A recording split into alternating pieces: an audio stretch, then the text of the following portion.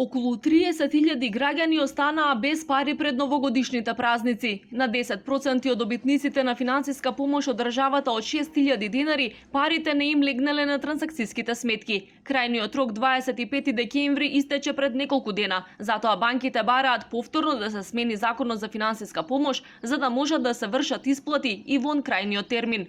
Секогаш активностите мора да бидат во рамки на законските прописи. Во таа смисла, после истекот на законски дадените рокови, за да се реализира исплатата на сите граѓани на кои во претходниот законски рок не им беше исплатена финансиската поддршка, потребно е да се направат измени на Законот за финансиска поддршка со цел постоечките рокови да се заменат со нови подолги рокови.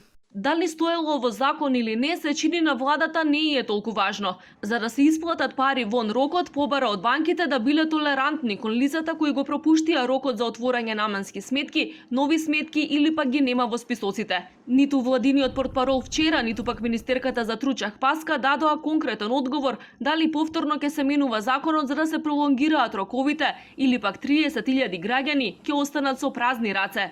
Средствата ќе им бидат исплатени на граѓаните согласно законското решение. Ние од тоа не се откажуваме.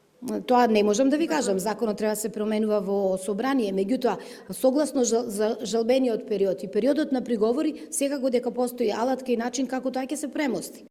Инаку владата тврди дека ги разгледала сите поднесени 78.000 приговори. Се уште нема информации колку од нив се прифатени, а колку се одбиени како неосновани. Граѓаните треба да добијат одговор на електронската адреса која ја навеле при поднесувањето на приговорот.